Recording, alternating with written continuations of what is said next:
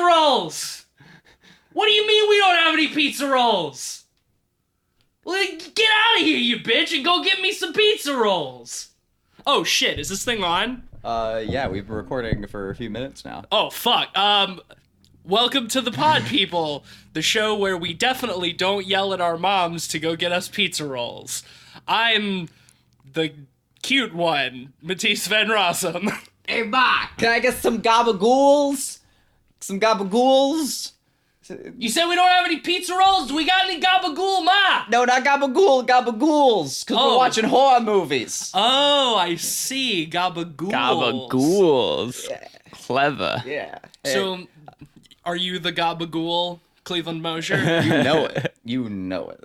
How y'all doing? I'm not drinking alone this time. I'm Ben Sheets. And in case you hadn't guessed, we're talking about Ma, Yep. the new psychological horror thriller directed by, what's his name? Tate Taylor. Oh, yeah. Tate Taylor, who also directed the James Brown biopic and The Help, two movies that I have not seen.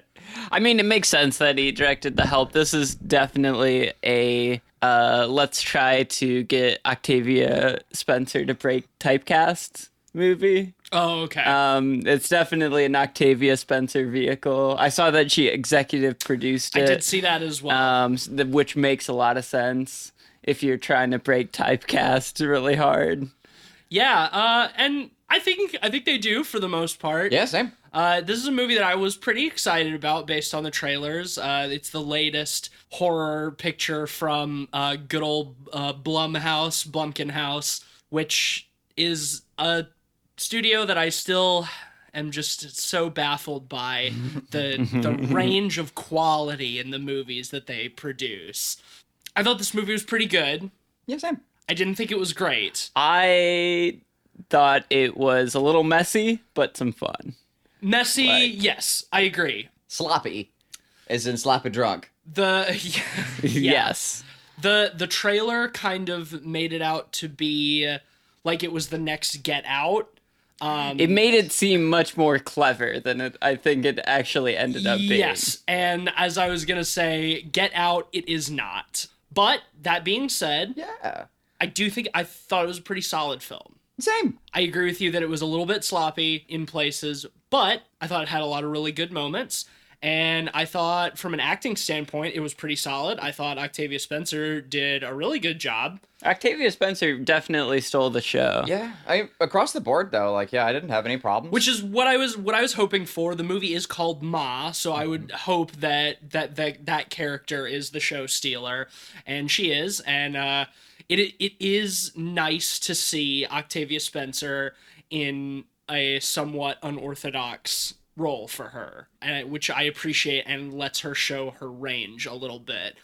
She's not the kind of actress that I would expect to see as the villain in a horror movie. Like I said, this is definitely one of those movies, and there's been a few where it's very much primarily to get someone to break typecast. Yeah. You get these a lot, especially a lot of times with horror actors, actually, because it's easy to typecast horror actors and things. Same with directors as well. A lot of times you'll get directors where they're typecast for particularly horror movies, whether it's John Carpenter, Romero, or any of them. And they've all done non-horror movies to try to break that. But it's interesting seeing the kind of reverse of that. Yeah, kind of that done with an actor. And I think Octavia Spencer stole the show in this. Yeah, I think she did great. It's very over the top for the most part. It's self-aware. Honestly, I know we were saying a lot of the laugh. There's a lot of laughs in this movie. We should mention. I would say it's a horror comedy. In a lot of ways. In every way. It's very over the top. It's very. I would say it's self-aware. The weird thing is, for me, it feels both simultaneously self-aware and then not entirely self-aware. And I think part of that comes down to the direction of some of it.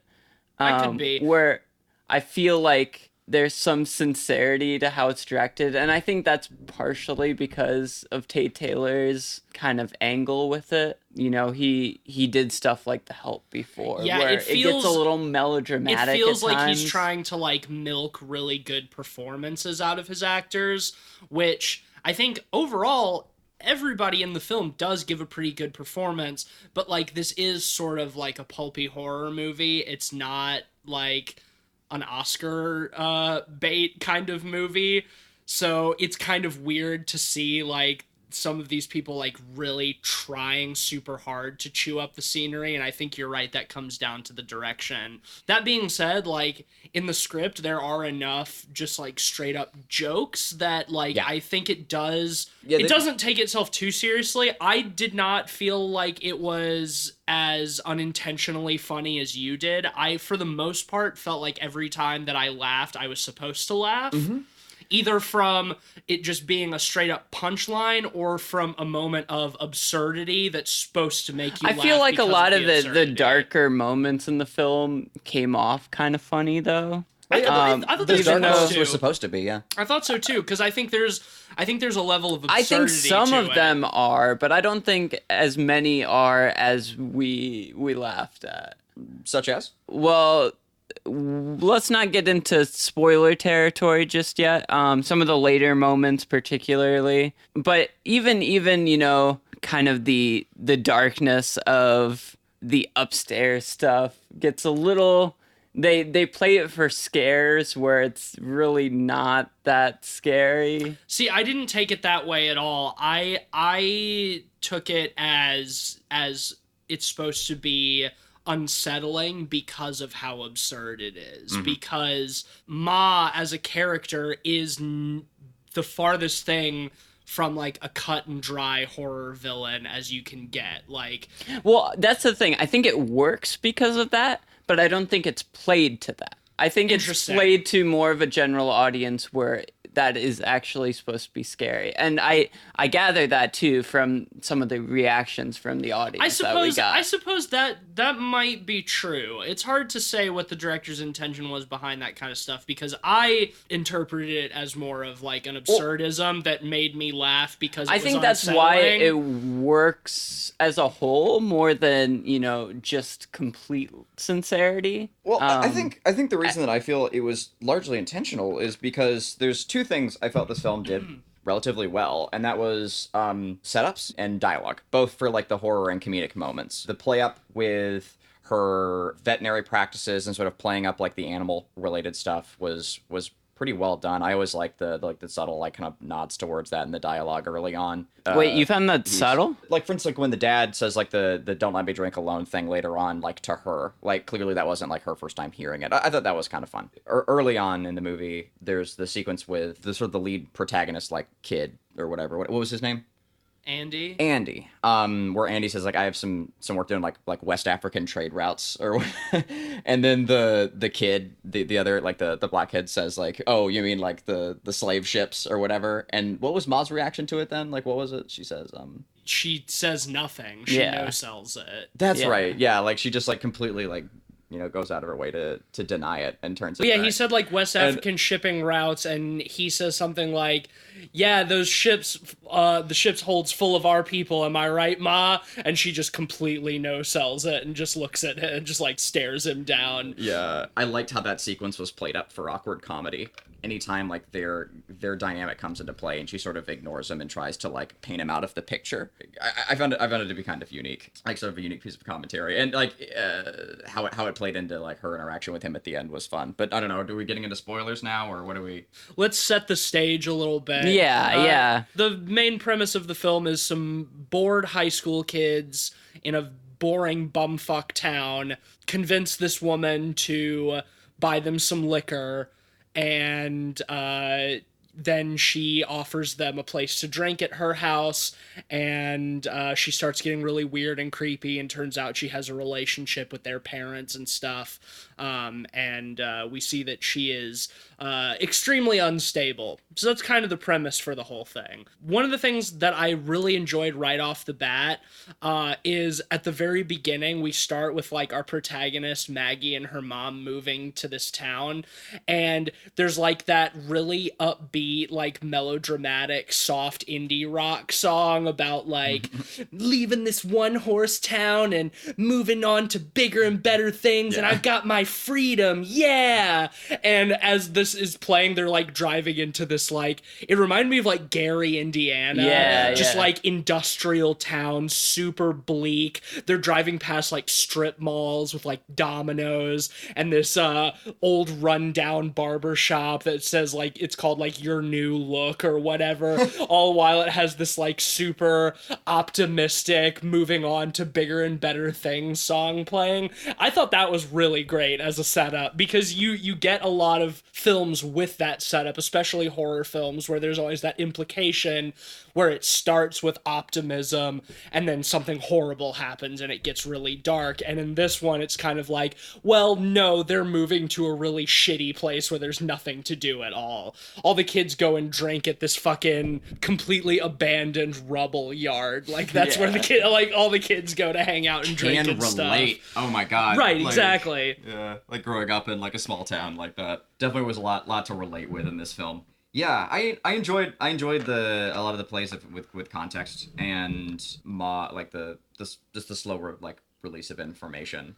Well, now on that, in terms of how they feed us information, what I will say, one of my problems with this movie is I wish that they would withhold some of that stuff till later in the movie. Because it's like, we obviously know going into the movie, like, it's called Ma. We know that Ma is going to be the villain. We've seen the trailer, but it's like the first time we meet her, and after she buys them liquor, we like immediately see her like on her phone, like finding them on Facebook and being weird. And it's like, I would have rather they had started revealing her weirdness later on. I actually really agree, and I think make her seem like just more like a cool, fun, hip character. She's gonna let the kids come drink in her basement. And I think the flip side of that is true as well. I think the kids go from really cool with her to being really rude and dickish to her for little reason in the movie. I mean, they're 16-year-olds. Like, right, like I didn't have so much of a problem with that, because like they're kids and they're essentially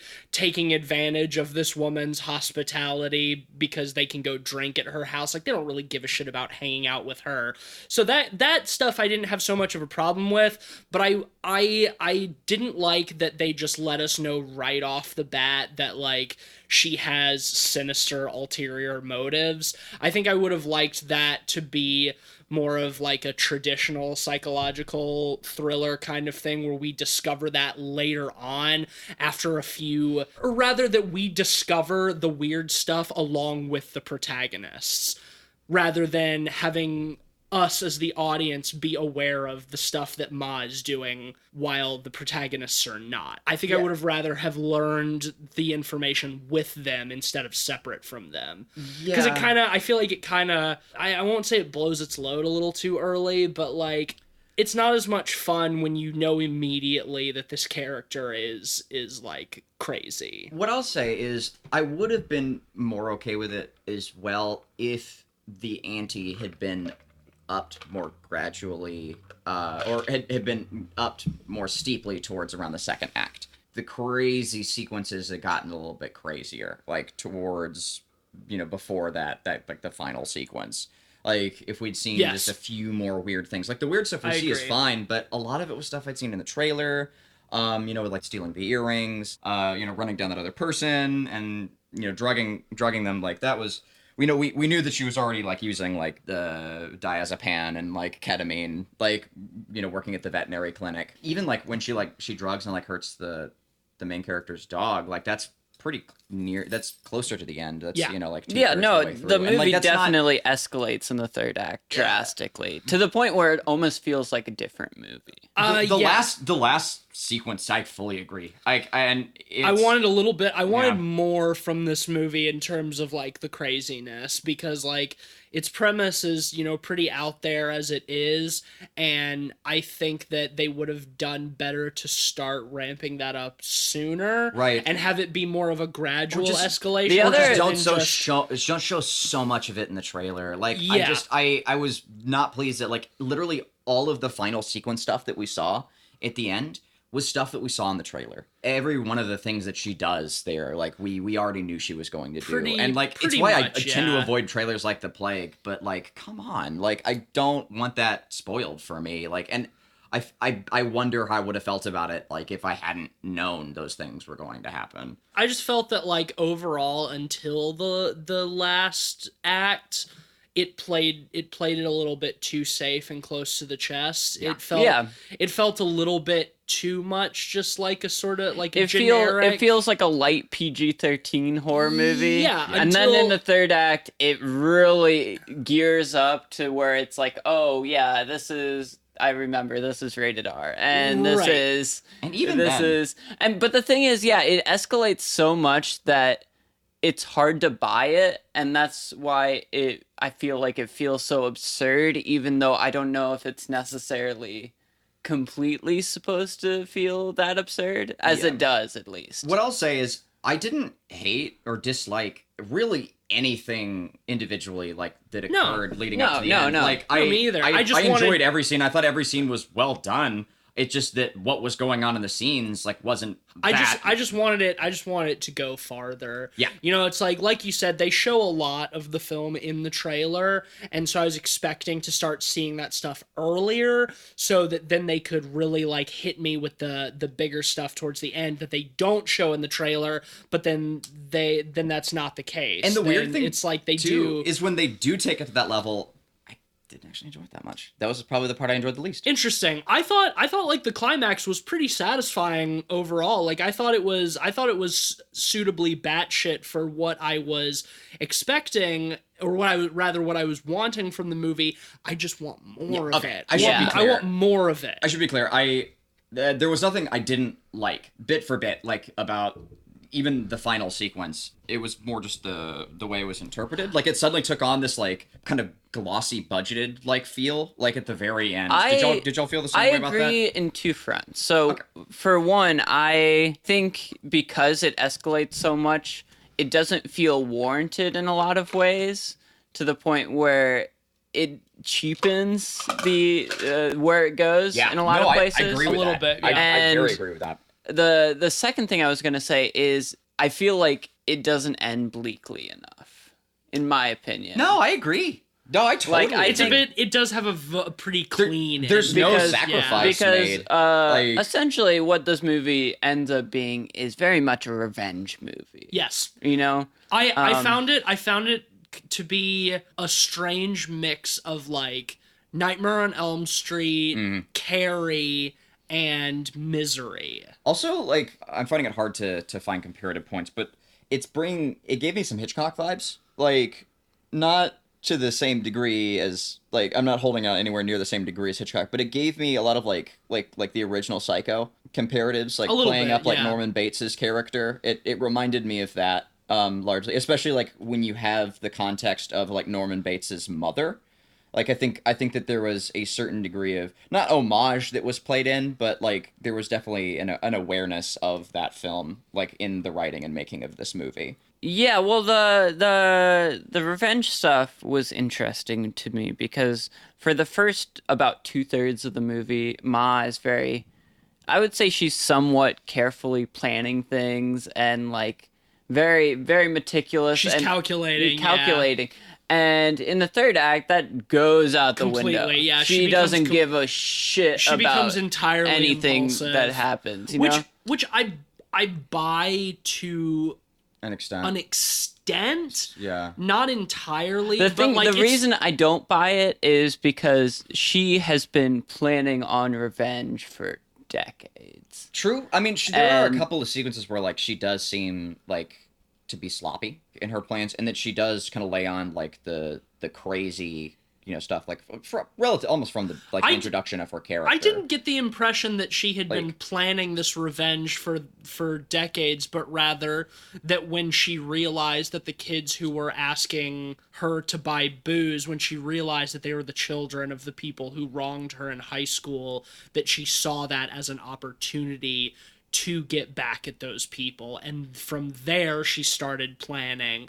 And sure, but it had been on her mind. Sure, of course. What I was trying to say. She had been traumatized. Yeah, and which is why, to an extent, I buy the escalation of her planning just going out the window and her acting impulsively, because she's obviously been emotionally damaged by what they did to her, and so she, as it escalates, she loses that sense of careful, meticulous planning.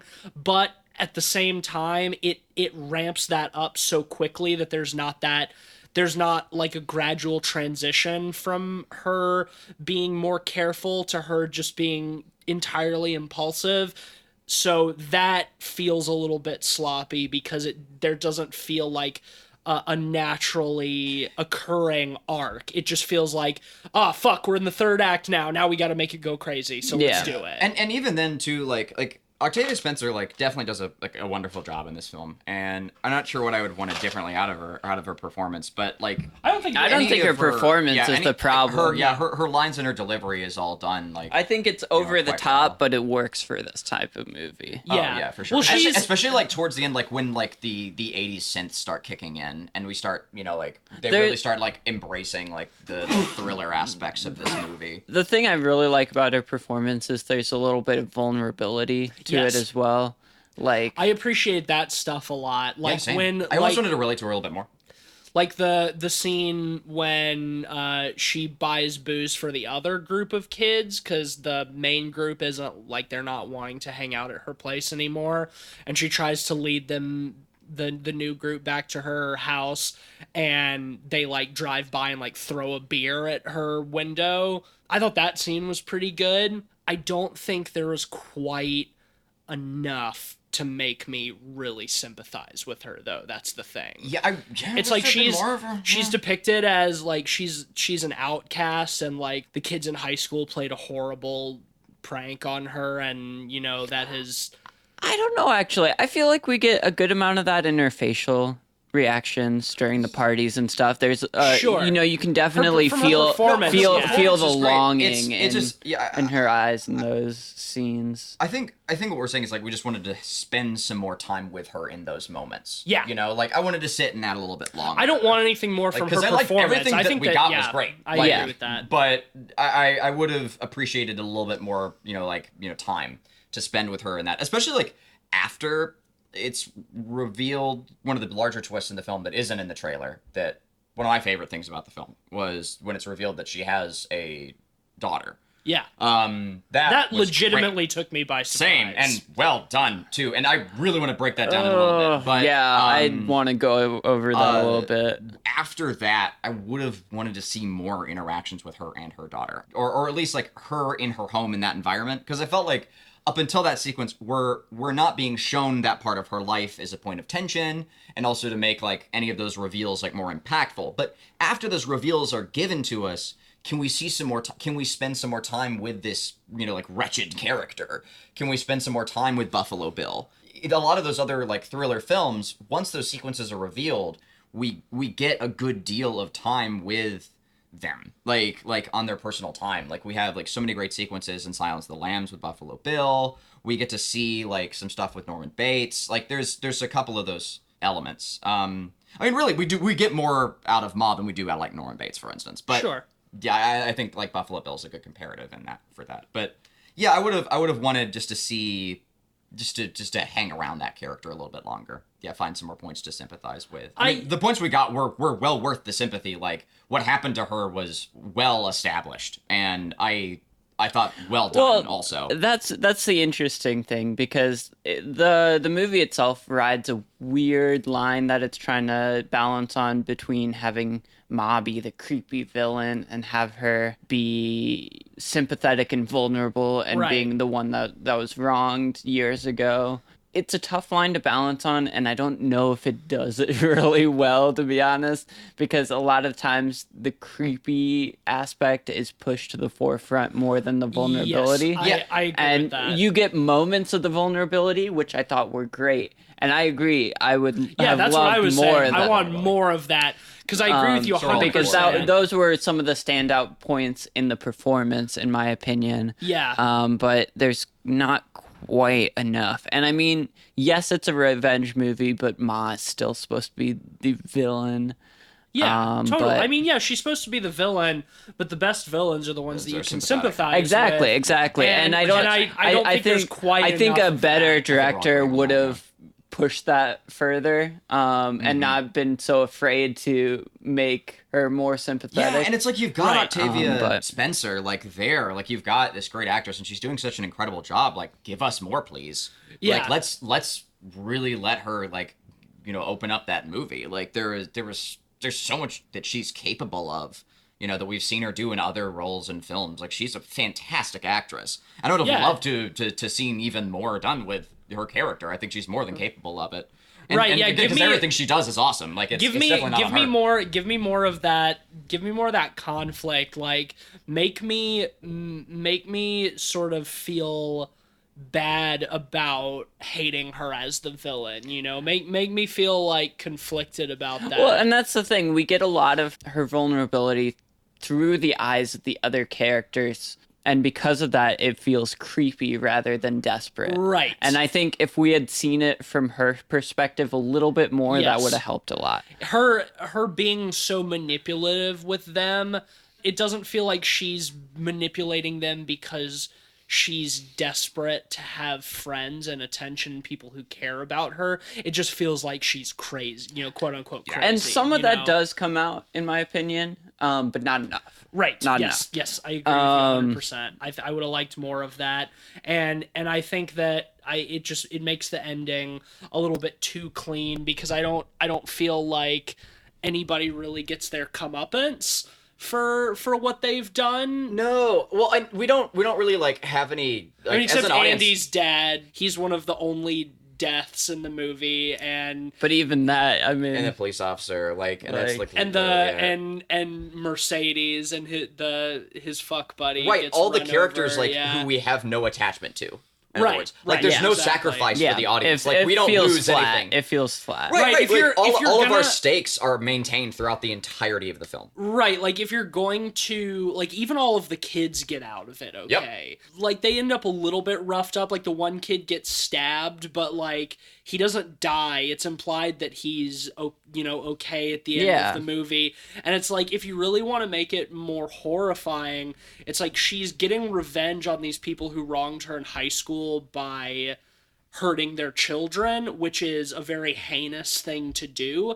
So hammer that in by going farther with that. Right, like the photograph she takes of them, like, it's burned up in the fire. So, like, right, let there be that consequence, like the lengths that she's willing to go to, and like have a couple of those characters die, you know? Like, that makes it more impactful because they had nothing to do with what happened to her. Their innocence, you know? Yeah.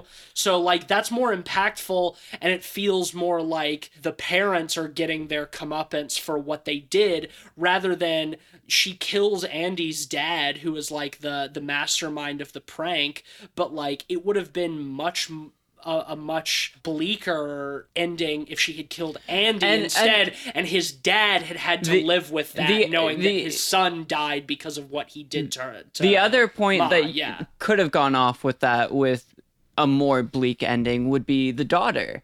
Have that connection be more real between Ma and the daughter. Yeah. Because I do want to get into that a little bit. Sure. Because before we do, I would bring up one comparison with again, and that's like could put a cap on like how this film didn't really play up stakes very well, and that's first off, like we're at a point now where films and TV shows are much less afraid to kill off characters that we have attachment to than we used to be in thriller movies and such. And like not even now, but like in Psycho, like they kill off their main character halfway into the film. Right. Like that was in what, the 40s, the 50s?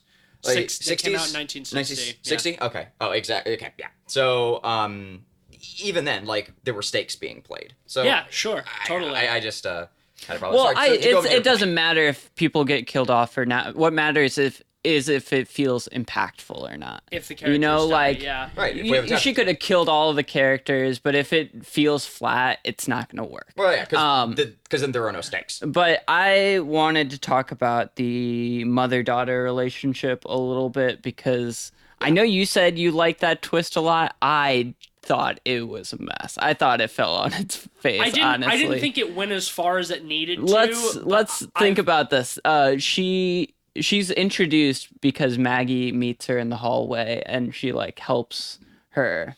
So she goes to the school, yet none of the other characters knew her besides Maggie, even though they've gone to the same school as her.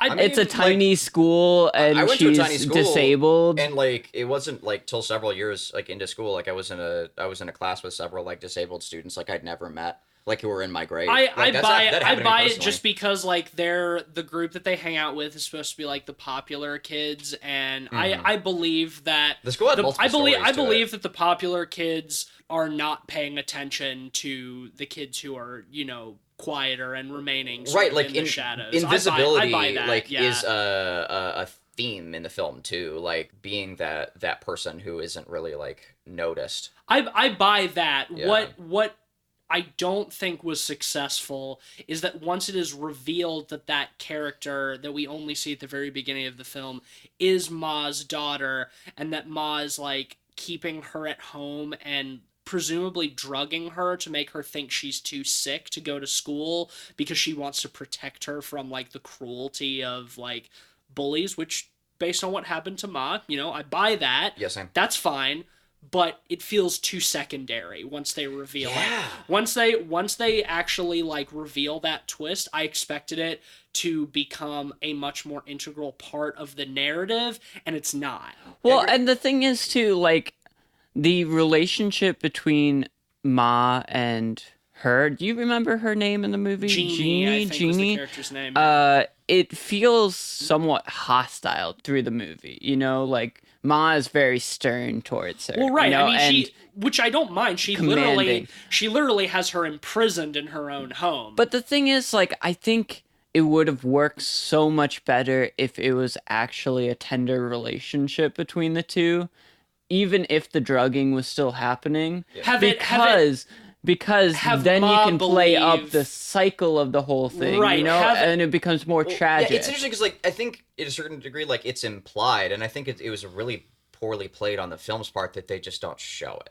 Yeah, like, and I think I agree. So I think we're all wanting the same thing. But I think it's like we wanted to see more. I think it's played up the opposite though, because like we have the we cage. See the opposite. We see both, but like the opposite is played up with the cage on the second floor, and like I think that both have to be possible for that scenario to exist. Like the way that Jeannie treats her environment implies that like she's not always being treated that poorly. We just never get to see it, and I think we should have. The implication is there that Ma is doing this because she wants to protect her daughter, but all we see is Ma being very cold and distant to the daughter. Yeah. So the implication of that being a tender relationship and wanting to protect her child from the cruel outside world is that the implication is there, but it's not shown, and that's my problem. Yeah, exactly. It's not shown, and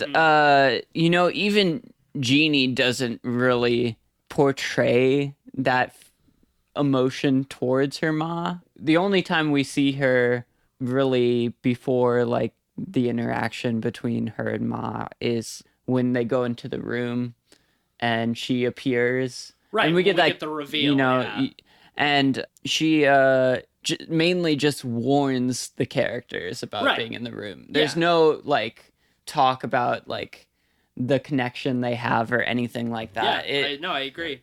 But she warns the characters like almost sort of out of like a point of respect for Ma as well. Like it felt more like fear than respect. Respect's the wrong word, yeah, for sure. No, okay, I'll I mean, she didn't seem particularly afraid. It was more just like, oh, my mom's imprisoning me in my house. Bummer. I wish I could. I don't know. I wish I could. Like go to she school. was like when Ma like drives up, she's like, you guys like really. Well, yeah, she's like, that was fear. Yeah, That was fear. Like, you don't want to see Ma when she's angry. Like. Yeah, but she didn't seem scared about. Well, it. I think that is just because she was a bad actor. That could be. She was so flat through the movie. I think like she's playing like a middle ground on that because it was a middle ground sort of scenario. We just only see one aspect of it. Like, and I think that's what's poorly done. I appreciated her acting. I thought that she felt like a character has sort of been driven into submissiveness. The reason I really liked that arc and I wanted more of it, because even though I think the things that we saw were fine, I just think that we needed to see the other side of it as well. Well, that's the thing. It's that very thing happened. Well, not exactly, but there's a strong comparative between that and what happened to H.P. Lovecraft, like when he was a child. And I think I would be willing to bet like the writers were aware of that because like they're like if you read like the Wikipedia like background for Lovecraft, when he was a child, his mother told him that he was hideous. And that, like, he couldn't, he shouldn't leave his home. His mother was relatively, like, psychopathic and, like, manipulated him into, like, staying there, like, as a form of, like, maternal, like, a really fucked up form of maternal protection. As soon as, like, that started getting played up in the film, I was like, oh, shit, it's just like Lovecraft. Like, that's really cool. I don't think it's only specific to Lovecraft. No, like, it's definitely a trend. Like, it's that kind of shit legitimately happens. I did not make that connection at all. I didn't make the Lovecraft connection either. And I've read, like, 4 biographies on the dude. Like, it's weird because you've seen similarities, though, right? Like, sure, yeah. but I know that's the thing that it's not a thing that is specific to Lovecraft, but like Lovecraft is like a great like author of horror, and this film's a thriller, and yeah, I don't know. It feels like a bit of a stretch, but like there is that connection there, I suppose.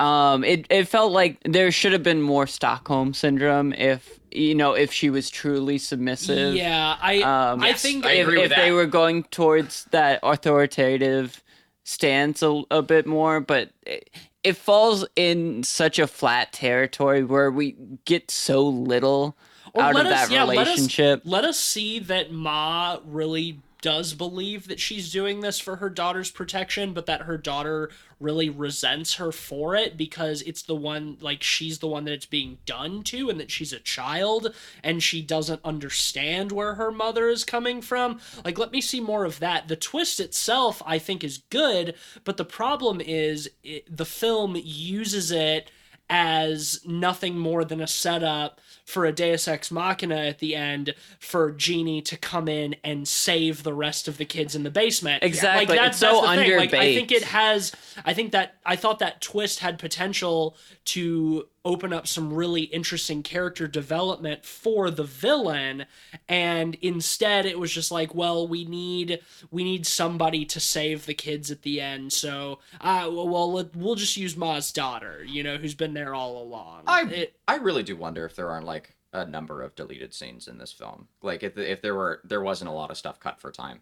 It didn't really feel like it. That's the thing. Like, I would love more, but it didn't feel like they cut pacing more. wise. It felt like this is what they were going for. Yeah, I agree. Yeah, I would have loved to have that twist be sort of a pivot where the film stops being about the other kids and becomes more about like Ma and her daughter and why she is so overprotective to the extent that she's drugging her to make her think that she's too sick to leave the house, and why she's imprisoning her. Like, let that twist be a narrative shift where we start to learn more about our primary antagonist and make that really like the crux of the film. I think that would have been exactly what Psycho does. I think that would have been a much more satisfying direction to take the film, rather than just sort of having that twist and then just having it be a mechanism to save our characters at the end of the movie. Yeah, like, that's what didn't work super well for me. Right, like, and I know I said I liked everything that happened in this movie. It was more just like the sort of the framing around it. But there was one specific plot point I definitely didn't like, and that was Jeannie betraying.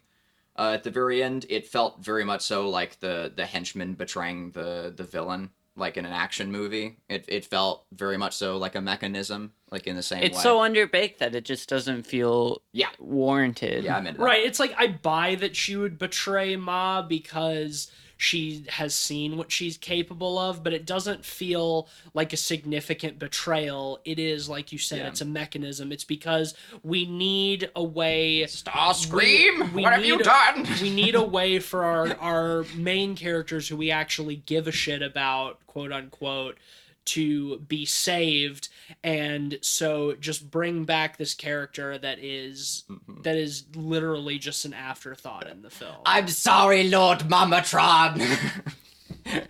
Right, like I buy that. You know, she wants her. She wants her believable. own freedom, and she does it after she sees her mom it doesn't murder a cop in their house. So like it's believable that she would betray Ma. It feels believable, and it feels like a mechanism. Like I will say that. Like, and generally, like when we say like, oh, it feels like a mechanism, it's because it feels like it was done only for the sake of plot. In this case, it does also feel like it worked for the world building. Well, I mean, it can be done for the sake of plot and still be believable. Yes, it's but just also not be satisfying. Yeah, exactly. It's so underbaked, and that's the biggest problem with it. Because like I think most of my biggest problems could have been somewhat fixed if they had fixed that relationship angle. You know, it would have made the ending feel a little more bleak and cyclical. I agree. It would have, made Mom feel more sympathetic. It's funny because they escalated things so much in the third act to the point where it really went buck wild. I liked a lot of that stuff, and too. I think it works somewhat in terms of entertainment value. Right. But the thing is, like, I think the movie was pretty entertaining. I think, that's I agree. I liked everything about it. But the thing is, I think it didn't really hold any weight. Correct. No stakes in that stuff. No stakes, like I said. And I think it implied that it was going to be much more clever than it ended up being, and it turned out. And to because just be it ended so cleanly, like it felt flat. Yeah.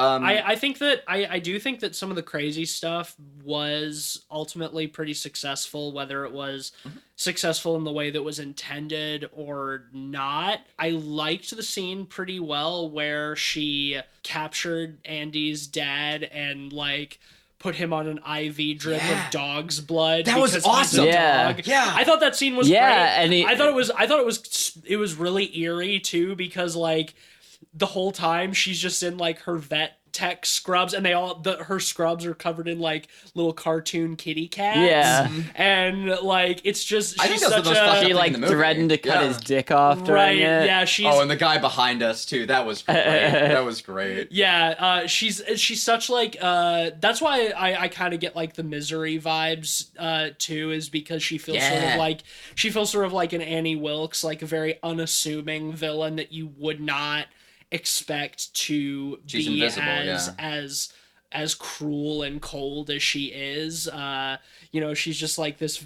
She's a very motherly, portly black lady with like this silly bowl cut hair, and she's always in like these bright neon vet scrubs and stuff like that. So I thought that was really good, and having that combined with some of the more macabre, gruesome stuff, and it creates a nice dichotomy that I think makes it unsettling for its absurdity. And I like that the climax is when she captures these kids and she sets up like this tableau to like recreate these yearbook photos after she sews the one loud girl's mouth shut, and she paints the black kid's face white because she says there's only room for one of us, which is, I think, commentary that you can read into that which you will. I thought that was it's absurd in kind of a funny way, but I think that there's more behind it than what they're directly saying in the movie. I would agree. Sort of that erasure of racial identity. And considering like it's isn't it the same director who did The Help? Yeah, but he's a white dude. Right. Yeah.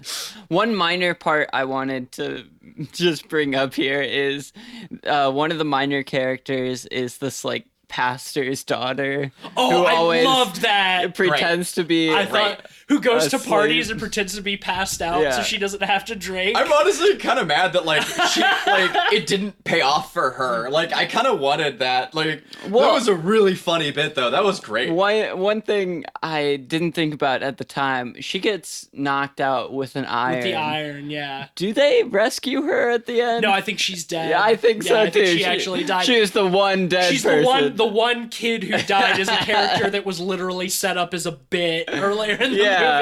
Again, they kill off everyone who, like, we're not attached to in this film. Like, come on. There also another part that I thought was funny in an absurdist way was like the one kid who the jockey broy kid who, like, the first time they go over to Ma's house and he's like, you know how to make this place really cool is like put a couch there and like set up a projector and like get some lights and put some carpet down. And she's like, yeah, I'll do that if I win the lottery. I'll turn this place into Taj Mahal. And he's like, or, you know, you could just not be cool.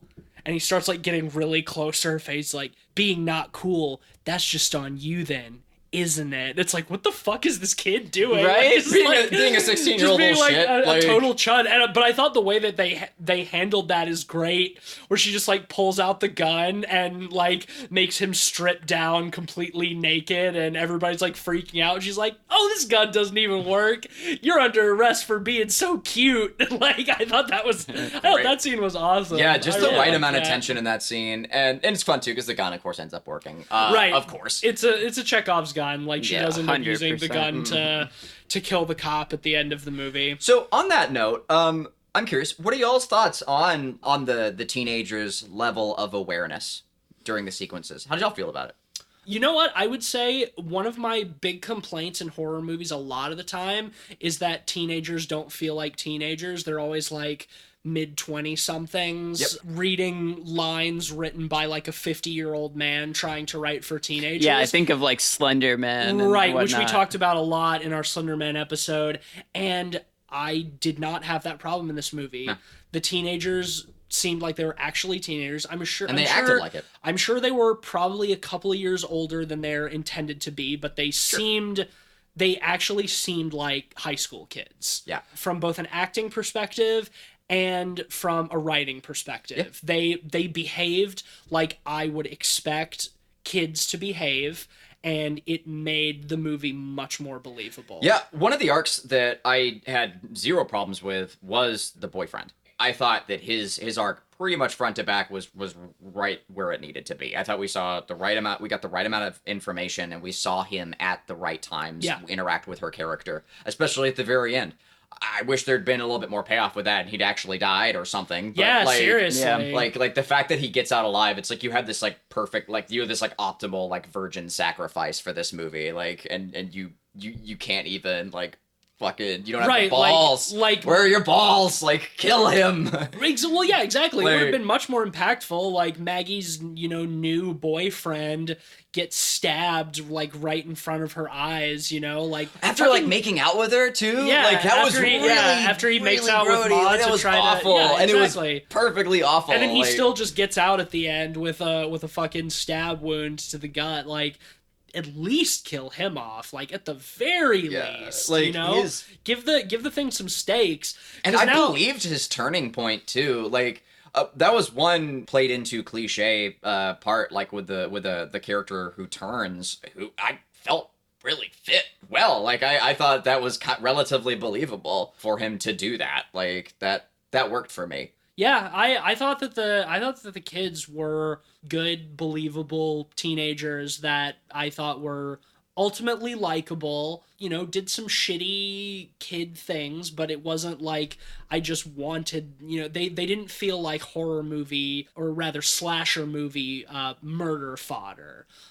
Which is something that you would expect in a movie like this. But my problem with that is because they were characters that you kind of give a shit about, the fact that none of them actually die is kind of unsatisfying. Yeah, and especially like, with how extreme they get in the third act. Exactly. Know? Yeah, totally. It feels like it's there's no follow through to it, you know? Right. You know, if you're gonna go to the trouble of making me actually like the protagonists in a horror movie, then make me feel something by killing some of them off. You know, like let that hit me and be like, oh shit, I actually really liked that character. Damn, he died. Bummer. Yeah. Like, instead, the only people who die are people that I don't give a fuck about, like his asshole dad who totally deserved to die. It would have been much greater for him to have survived and his son to have died, and that's truly like Ma's payback, you know, against what he's done, that he has to suffer for his sins because his son dies. And like Mercedes, like we see her and she's just like a total bitch, and like, yeah, it's fun in the moment to have Ma run her over with the truck, but like that death is of no consequence. And then the pastor's daughter who just pretends to sleep at parties, like her character is literally a joke. Like, having her die is of no consequence. It doesn't mean anything. Yeah. You know? Or at the very least, like, at the end, when the house is on fire and the rest of the kids are escaping, have Ma, like, hold her own daughter back. And that after her daughter saves these other kids, that she still, you know, burns to death in the house with her mom. That's more impactful, or too. Even have the daughter live, but have that relationship be stronger to the point where now the daughter wants to get revenge, you know, have her be broken in the same way. Or the fact that, you know, even though it feels too clean. Right, that you let us feel that, like, yeah, she betrayed her mother and ultimately led to her mother's death, but let us feel like that was literally something that she only did out of a means of survival, and that like she has to live with that knowledge that she essentially killed her own mother, but it came down to like her mom or her own life. That's more interesting. That gives the actions of the movie, you know, meaningful impact. And by the end of it, like, there was lots of fun stuff and I was entertained, but by the end none of it means anything, you know? Yeah. Like, it doesn't, it has no life beyond its own entertainment, which is fine. Almost feels it's more okay. nihilistic than a bleak ending, because a bleak ending would give us something to, like, you know, to take from it. There's a lesson to be learned there, but like, because like Ma doesn't really fully get like what she wants, those characters don't really get like a full comeuppance. No one really, like, no real losses other than like the shitty people who kind of deserve to die anyway. Like, I don't feel anything like after the credits roll. Yeah, exactly. Which is more nihilistic. What I feel like I should also clarify is, like, I don't have a problem with movies, especially horror movies, that are just fun entertainment, that don't have any message, that don't mean anything. Most of my favorites are that, yeah. I have no problem with that. Where I'm just kind of frustrated with this is that my expectations from, like, seeing the trailer and feeling like I was going into something that was a little bit more clever and that I was sort of expecting to get something out of, and then it turns out to really just be sort of a fun, schlocky, pulpy slasher movie. Yeah, the twist is that it was pulp. That was the twist. No, like, you're right. As soon as like the crazy stuff starts happening, they start playing up like the 80s synths. And I think it's fine, and I think I could go into this movie in the future and watch it again knowing what it is and appreciate it for what it is. Yeah. I just feel a little bit let down for getting my expectations up for something that it wasn't, which I usually try not to do. And it's not to blame you for either. I think the movie is somewhat tonally inconsistent. Sure. Is the problem. You know, I think it does play itself pretty seriously in the first 2/3 or so of the movie, you know, like, that's on the movie, know. It's weird because it's like a really well acted, like, pulp horror movie, which is something you usually don't get with kind of pulpy, dumb horror movies. It's usually, you know, the acting is usually worse, and I think that's the dialogue. The dialogue is pretty well written, and except for that one last though. line at the end. Like, the dialogue is great. The plot is not super tight, but I think from a dialogue perspective, the script itself is pretty good. Aside from that one line at the end, which and the world building is good. Like the core events and like everything surrounding Ma are great. And again, the stuff with her daughter is great. We wanted to see more of that, and the circumstances around like her revenge, like what happened to her, was relatively like powerful and wretched and believably wretched too. Like that's something people would do. Yeah. And I liked all of it from a world building perspective, but when it comes to like bit for bit, like when it comes to like plot payoff, especially towards the end, problems. Yeah. But yeah, the world building was great. Like I do want to mention that one line at the end, because that was one of the most egregious things in the movie, because it did not feel earned by any means. Is when they're when you know they're escaping from the burning basement, and like Ma is holding back Jeannie, and she says to Maggie, and while her mom is standing right there, she's like you're weak just like your mom, and her mom is like, you're right, I was weak, like I should have stopped what they did to you, but I didn't, I'm so sorry, blah blah blah. And then Maggie just like picks up the knife and goes and stabs Ma, and she's like, I'm not my mother, I'm not weak. It's like, well, your mom's right there, like she just came to save you. She came into this like the burning basement of like a psychopath to like protect you and save you, and you're just gonna fucking roast her like that? Yeah, like, and it's like the film like has something against like working moms. It's like, Jesus, like she tried her best. Like she's doing her best. She came back to her. She was a 16-year-old who like didn't do anything. Like, I think that like moment, literally like Jesus, like I think that moment feels. And it's not like didn't do anything. I mean, like she witnessed something horrible and did nothing, which is egregious. But also she was 16. Like she was culpable. Like, she was in on the prank. Very much so. But teenagers do shit like that. Yeah, like. And I feel like it's even more out of the blue because the character doesn't really change dramatically over the course of the movie, so it doesn't feel like she earned that moment or anything like that, you know? Like, it plays itself up like it's, it's a self-discovery moment. Yeah, especially with, like, the drama of the circumstance, like, in the setting. Like, the house is on fire, like, it's... That's a moment you would have as, like, a narrative turning point for a character, and there's no actual turning point for the character. She's not changing there, you know? We don't see anything with her afterwards. They leave the basement, they're outside, and the credits roll. Maggie is at no point in the film portrayed as like a weak, helpless character.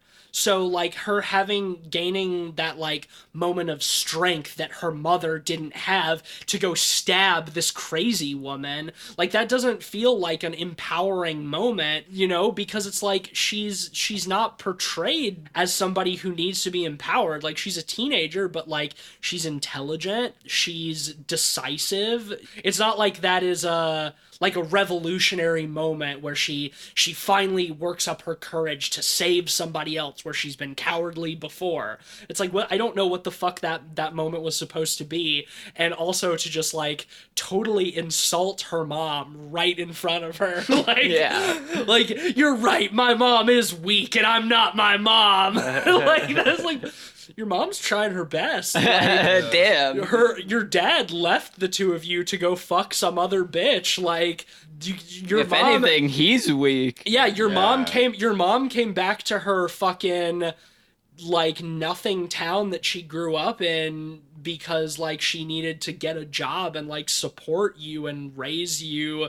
Like, she's a working mom, she's doing her best. Yeah, like that was the right decision for her to make. Right, that's why it sucks. Her mom as an adult is not portrayed as a weak character either. Like, she was just culpable in a very cruel prank in high school, which once again teenagers do because teenagers are really shitty. Right, and like to be clear, like I'm definitely not like providing any justification for like what they did, because like even teenagers being shitty, like what they did was egregious and horrible. It's specifically the mom I'm referring to when I say like, oh, teenagers, because like and her kind of, you know, lesser like culpability, but like what the majority of them did is wretched and horrible. I mean, and it's wretched even at 16. Like, that's pretty fucked up. Like, and so 100%, and I agree, but it's like you do bad things as a kid because you don't realize the consequences, and as an adult you were capable of coming around and realizing how horrible what you did was, you know? And we see that the dad, who was like the mastermind of the prank, doesn't feel bad about that, because he even goes as far as to tell Ma, like, you're a loser, you always were a loser, and you always will be a loser. Like, he's a shit. But it's like the mom just like took part in a really bad thing, but she is, as an adult, as a mother, is not portrayed to be a bad person. Well, like, one thing I kind of like about it is it's played as such a minor event to her. You know, like Octavia Spencer goes to meet her at one point at her house, you know, to talk about her dog, and she, you know, it doesn't seem like she even remembers that stuff, you know? Right. Well, we don't see them discussing it or anything. Yeah, yeah. Right, exactly. So it's like, yeah, not to make excuses for what she did, but it's not like she's a character that doesn't particularly, in the context of the film, like, doesn't particularly deserve the revenge, I mean, like, but like she's still down, she's like, from still her getting perspective, treated it's shittily. like her friends like came up with this like really terrible prank, and she didn't do anything to stop them about it. But also, like, when they're talking about the prank and then like following through on the prank, like, you don't really know the context of like what the mom saw, how bad she thought it was going to be compared to what happened. Like, the mom doesn't have like any, you know, she was on the periphery of that entire thing, which is fine, because again, like, invisibility is kind of, you know, a factor, like, is a theme in this film. But that's the thing I like about it too, is it's really not a big deal for her, to the point where you don't really even know she really remembers it that much. But it is a big thing for Octavia Spencer's character, and that juxtaposition is good.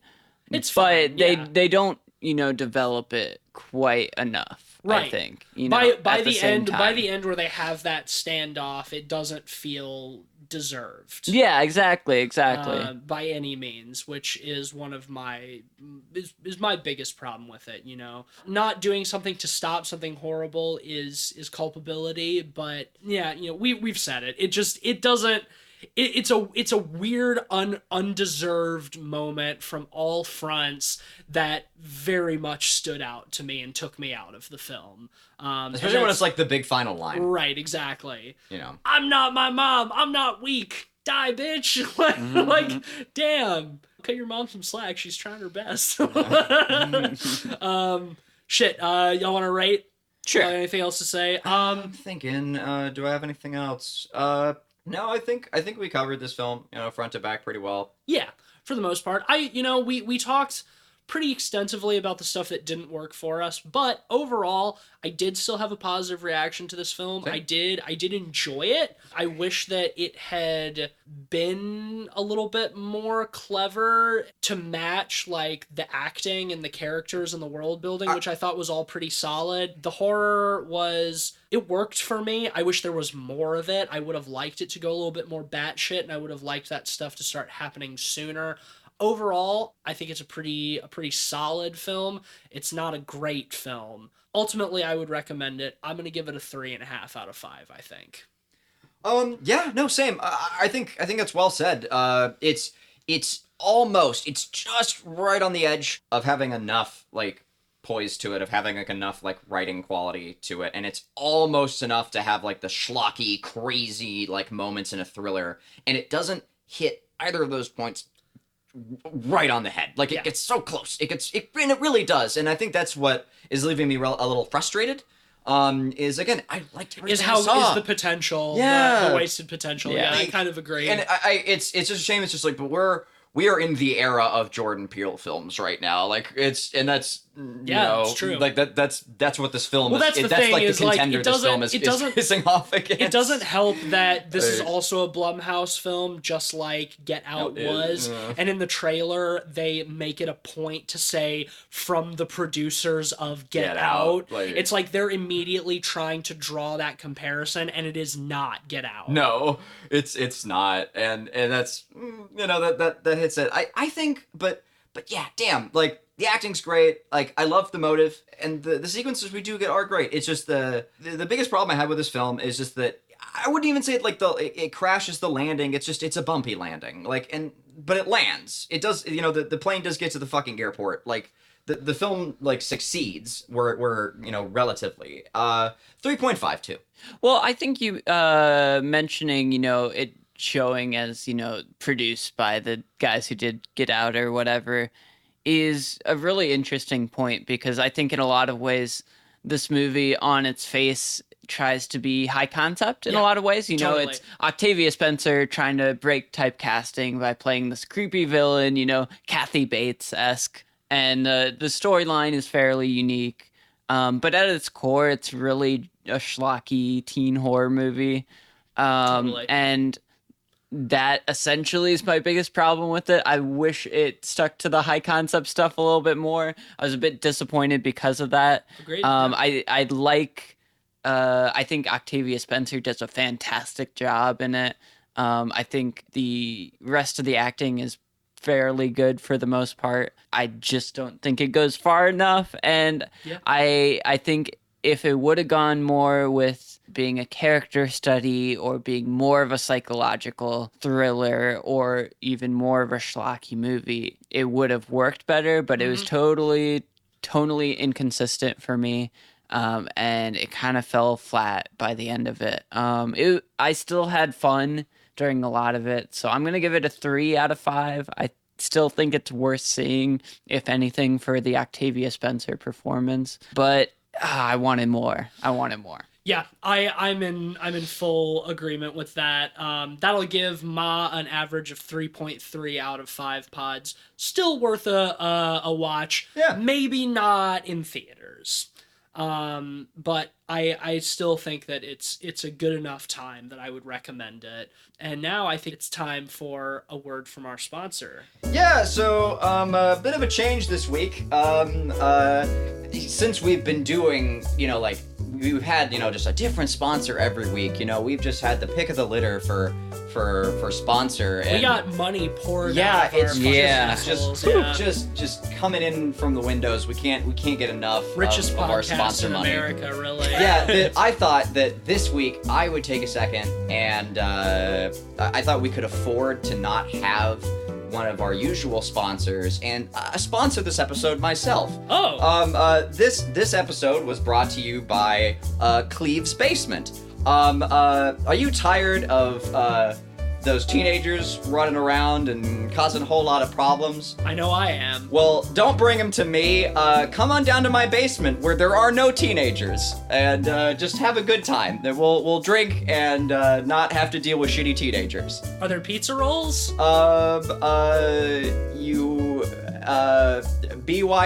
BYOPR.